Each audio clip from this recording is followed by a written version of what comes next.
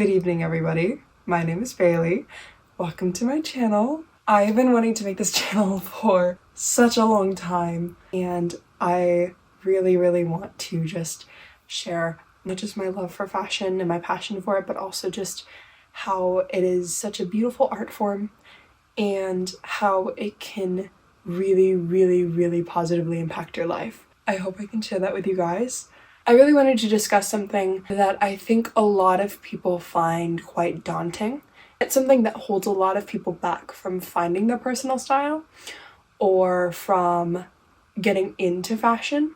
But I want to share with you guys that it's really not that scary, and it actually is really fun, and it can be quite freeing, and it's really good and really healthy for you as well. So, having said that, let's talk closet essentials, your style, and how to find the confidence to wear it. I think that something that a lot of people oftentimes struggle with is the concept of having nothing to wear when they in fact have a billion things that they could wear. It's something that I've struggled with in the past myself. It's something that I still can struggle with from time to time. Not necessarily from the reasons that I'm discussing in this video. Typically it can just be a creativity rut. But one of the main reasons why people often have this issue isn't due to a lack of clothing, but it's actually due to a lack of closet essentials and a lack of knowing your personal sense of style. Everyone has their own unique sense of style, but not everyone has achieved theirs yet. It's a process that not everyone knows how to go about doing, and it's also something that can be quite daunting. However, if you want to dress well, this is the most important step to take to achieve that. Not just having style, but also being fashionable and being a person who dresses well can very easily be constructed into 3 separate categories. Number 1, having a good foundation in your wardrobe, having your closet essentials. Number 2, having your own personal sense of style and knowing that and dressing to it. And number 3, having the confidence to wear that style. Now, before we can discuss closet essentials, we do have to look at your own personal sense of style. This isn't something that not everyone will agree with this, but I personally believe that your closet essentials, the foundation of your wardrobe, is entirely personal. Not every person is going to need a white t-shirt, and not every person is going to need a little black dress. Those are, yes, wonderful basics to have, wonderful starters for a wardrobe, but they're not always the right thing for everyone, and that is one of the most important things that we have to take into account. So having said that, let's discuss what your style is and how to find it. Yves Saint Laurent once said, "Fashion fades, but style is eternal." Style is a very hard word to break down into one single sentence definition. Style is what you are drawn to and what is authentic to you. We all have a unique sense of style, but this may be hard to access in a world full of fast fashion and micro trends. In addition to this, we as humans have a tendency to please our peers in the way that we present ourselves. This can especially come out through how we dress. We can fear being judged by overdressing or by wearing something that's deemed out of style, even if it's something that makes us feel good about ourselves. But true style is a true, authentic expression of self, and a true, authentic expression of oneself cannot be achieved if you're trying to appease others. Personally, I didn't really even discover my sense of style truly until I stopped caring what other people thought of me. I'm going to note that this is a gradual process, and it's not something that you have to jump into with both feet first if you don't want to do that. But what I am saying is that in order to achieve your sense of style and in order to achieve that authentic form of self-expression, you have to change your mindset, and that is the very first step. Finding your personal style is a journey, and it takes time. It is something that you have to be dedicated to in order to perfect it. Now, this isn't to say that there is one perfect form of your style, because your style is always changing and your style is always personal. There's no perfect or imperfect form of that. But what we are trying to perfect is how we are expressing that. Now that we've discussed the importance of authenticity, the next step is to assess your own wardrobe. Track which pieces you are usually drawn to that you own. You can set these pieces aside, turn the hanger around, note them down, take a picture of them, etc. It doesn't matter. But for about 2 to 3 weeks, carefully, thoughtfully, and consistently put an effort into what you're wearing on the daily and track what you're wearing, especially the pieces that make you feel most like yourself.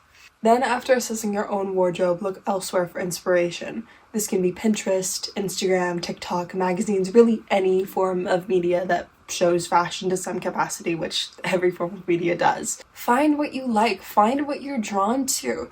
And I want to note that it doesn't specifically have to be clothes. It can be a painting or something that just reminds you of your own self. I think that that's one of the really beautiful things about fashion, is that a lot of the times it can be taking inspiration.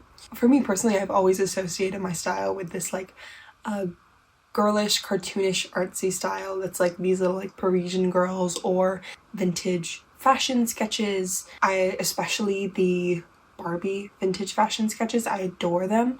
And I've always associated that with my own personal sense of style, and a lot of other people do as well. I know that this isn't something that everyone can find, but whenever you do have that, it's a really good way to connect your style and get inspiration. Now, of course, with looking for what we like, we're going to find things that we don't like, and it's really important to note those down. And I don't want you to just passively say, I don't like that. I want you to analyze it, and I want you to look and ask yourself, is it the silhouette? Is it the fabric? The color? Is it maybe just the person who's wearing it? What do you not like about that item, and why?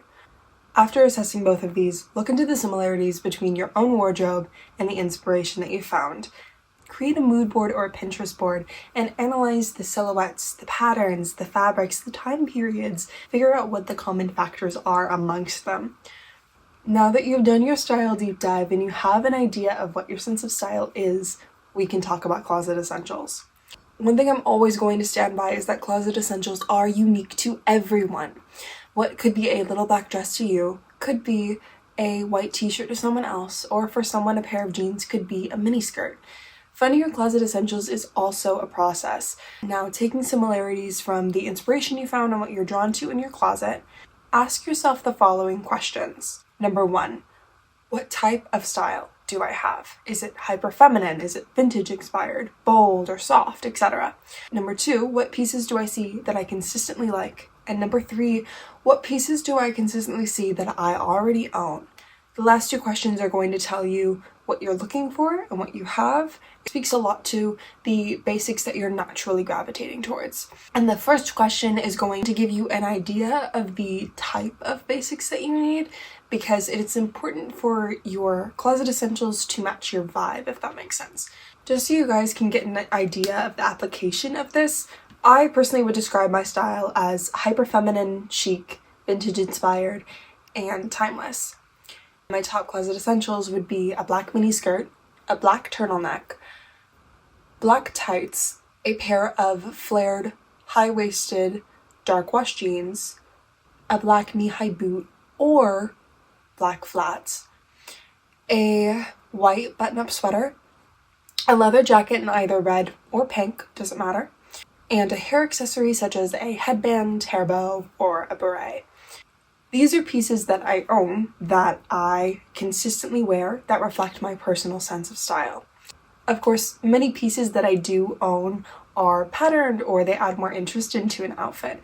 But the point of closet essentials is that they are your foundation of your wardrobe. Next, make a list of the closet essentials that you see the most in your wardrobe. Ask yourself if these items can be repeatedly used in your current wardrobe. Come up with a list of about 5 to 10 pieces that you can consistently reuse in your wardrobe to achieve your own sense of style. So now you have an idea of your sense of style and a list of good closet essentials. How do you actually start wearing them? Now, if we are being realistic here, there may be some shopping to do. There may be some closet essentials, for example, that you don't own that you think would be very beneficial to your wardrobe, and that's okay. It's okay to go out and look for those things. I would really recommend heavily, if you do not have the money, or just if you don't really want to invest a whole lot of money into an item before knowing whether or not it's going to be effective in your wardrobe, shop cheap. I will always say go to a thrift store first, because not only is it more ethical, but also typically you're going to find something that is more affordable and typically better quality if you look for the right things. So that is a really great option for you. Now, I do want to challenge you though, before going and looking for your closet essentials, take your wardrobe and genuinely play dress up. Just take your time, have fun with it. Get creative, come up with outfits that would be way out of your comfort zone or that you would never think would go together. Just have fun and play around and analyze it and figure out what looks good on you.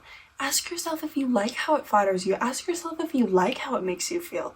I'm not going to ignore the fact that it can be very scary to just wear something that is a little abnormal. I think for me, like, a big thing was berets. I dress up all the time, so I'm not afraid to be a little overdressed. But something about wearing a beret was so daunting to me, and I just had to tell myself, I don't care. I had to bite the bullet. I will admit that there have been times where I've chosen not to because I was like, I just didn't want to deal with it. And sometimes I feel stupid wearing berets because I'm thinking of how other people are viewing me. But whenever I think of how I'm viewing myself and what I want to wear and what I like, I love berets. I think they're so cute. I think they're chic and timeless.